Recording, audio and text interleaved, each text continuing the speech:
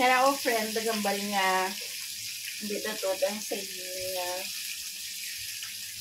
Food is, it's a waste to man's heart. Because, hindi na siya kabalo magluto. Still, her partner is still in love with her char. Wala naman sa ganun yun eh. Guys, so gusto ko magluto. I love cooking. It's my way of expressing myself. Kaya, at saka mahilig talaga kami magluto ang aming family. So, ayan. Hindi ako naboboard sa bahay. Hindi ako naboboard sa bahay kasi I'm busy cooking.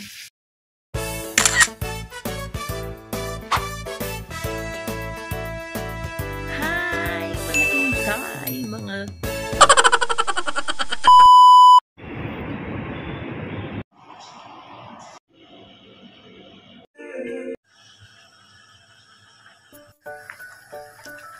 Good morning guys!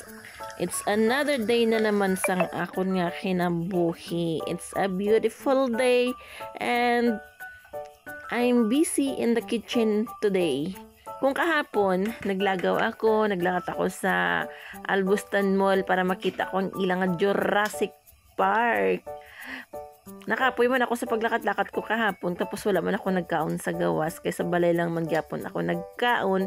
And yesterday, naubos na ako nga linuto nga food in the fridge. Kaya today, magluto na naman ako, mag-prepare na naman ako sa food for another 3 days.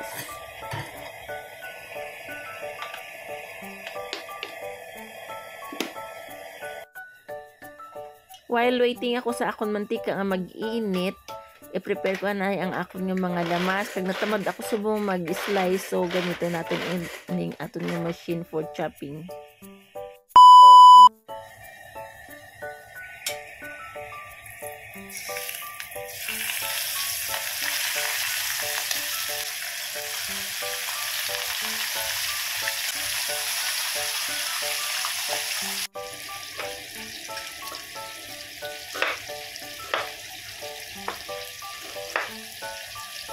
So, hi guys! Good morning sa inyong tanan. Good morning, good afternoon na po. So, for today's video, ano naman kita naman sa kitchen. Hapon, naglagaw kita. And today, malutot na naman. So, ang iluto ko today ay good for 3 days. Kaya nakita nyo damo, diba? Damo ko sa mga ginapreparahan. Kaya para na sa 3 days. Actually, today I have work pero nag-cancel ako because I want to cook. And para tomorrow and after tomorrow and for today's food ang ako na iluto. It's a simple dish lang naman siya. Munggo. Tapos, lalagyan ko ng piniritong isda with matching gulay, kulitis, and what is this? Kalabasa, pampalino ng mata, and okra. And for chuki, ang akong niluto ay, siyempre, ang walang kamatayan na manok. Dali ako nagprito kaya hindi ko gusto matalsikan ako sa mantika. Ouch! Matalsikan din.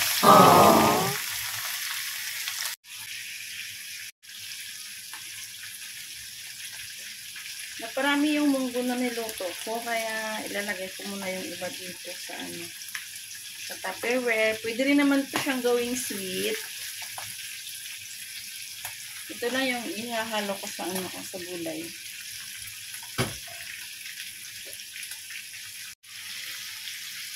Pwede mo siya lagyan ng asukal, tapos sa ilang mga ganyan. O, pwede mo na siyang lutuin ulit. Lagyan ng asukal, lagyan ng gata. So, tapos na natin na prito yung yung isda. Itasabi na natin siya dahil gigisahin ko na yung gulay. Yung gagamitin ko rin pang gisa sa aking gulay, itong pinagprituhan ko ng isda para yung lasa ng isda mapunta sa mapunta doon sa gulay. Normal na pagkain Pilipino, pagkain pinobre. Diba? Pinobre pero masustansya. Mga ulam namin nung araw sa bahay. At ito ang pinaka-namimiss ko ng mga ulam, mga gulay-gulay, mga laswa-laswa, ganun. Kaya, let's do this, guys. Let's cook my gulay. So, mainit na yung kawali. Ilalagay ko na yung yung mantika na ginamit ko sa pagprito ng ng isda. Diba, hindi ko na siya iintayin mag-init. Tapos, unahin kong ilagay ang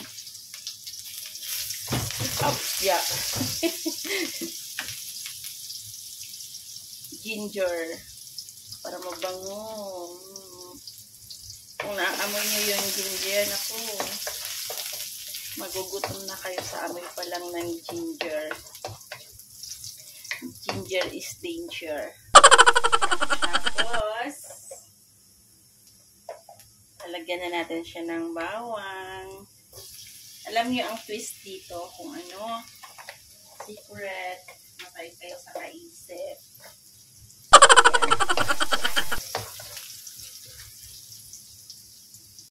So, nagpula na yung bawang at saka ginger. Lagay na natin ating onions. Onions ba? Tama. Tama. Yeah! We're gonna put the onions.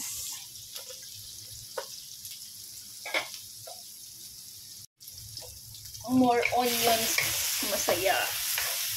Sabi nila daw, pag nakain ka daw ng maraming sibuyas, mangangamoy daw kilikili ka. Hindi naman totoo yun. Pag mabaho talaga yung kilikili, mabaho talaga yun. Maniwala kayo din. At saka yung mga Indiano, talagang may natural silang amoy sa kanilang katawan. Kaya, oh my God! Huwag ka nang gawing dahilan yung yung onion. Ang twist dito is itong sambal powder ng India. Diba? Ganun pa rin. Lagyan ko siya niyan. Kasi masarap siya. Try nyo, promise. At saka yung marinatan ko ng ng isda. Yun, ilalagay ko din.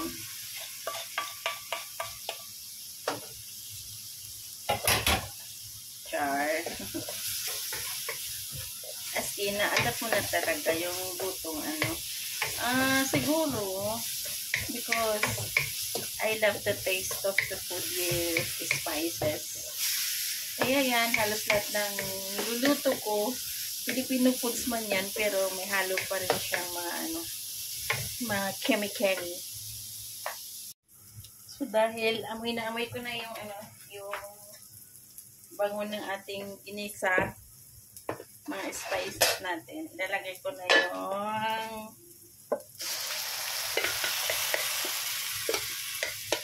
mangga. Lalagyan ko siya ng kamatis, pero ayokong madurog yung kamatis, kaya hindi ko siya ilalagay sa ngayon. So, iwan muna natin yung munggo para maglasa siya.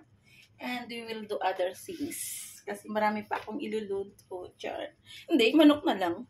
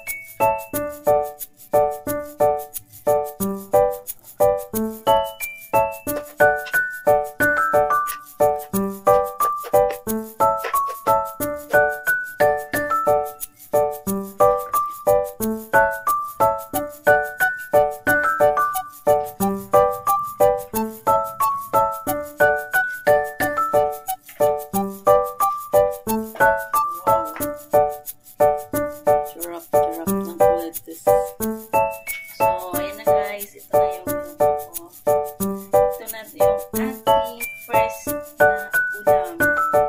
First recipe for the day, char. Kasi luto na siya. Ilagay ko na yung yasda.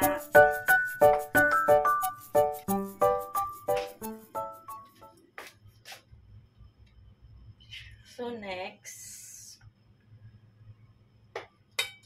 lulutuin ko yung chicken para kay Chucky. This time, hindi ko na ilalagay yung mga spices dito. Igisa ko muna siya para mas mabango, mas masarap.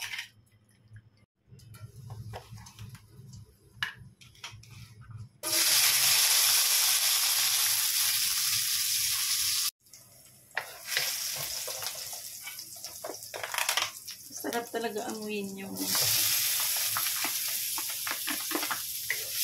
bawang at luya.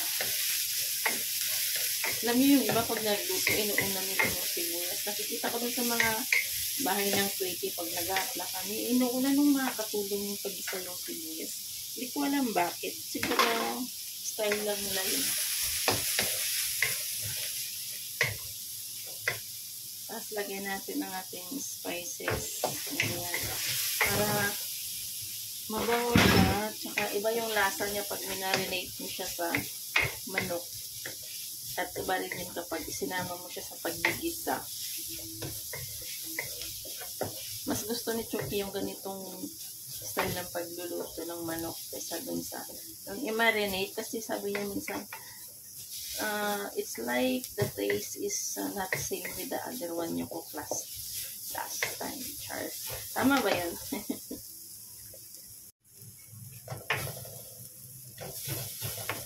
So, we can put na the chicken. Yung yan, pwede natin gamitin yan mamaya. Pwede natin lagyan ng tubig. Lagay sa manok. So, very simple recipe. Ganyan lang. Diba? Napakadali. Hinaan ko muna siya ng apoy para lumabas yung natural na mantika ng manok. And para maalis yung langsa. So, while waiting for the chicken, maghihiwa na tayo ng pangsalata natin.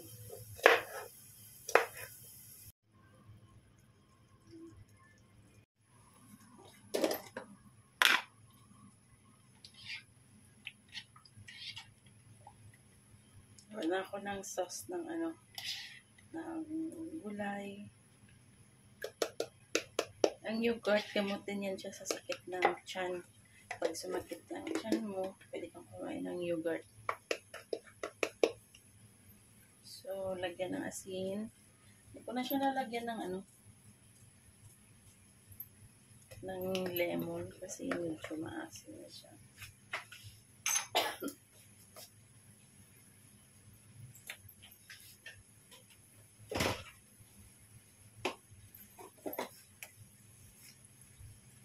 Garlic powder.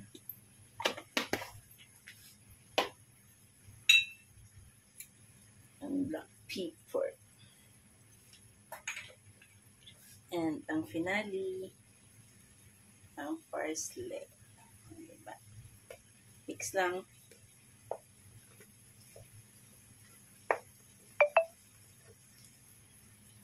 Yung iba, biniblender nila to. Pero ako gusto kong kainin yung yung parsley. Gusto kong makagat-kagat yung ng parsley. Kaya hindi ko siya blender.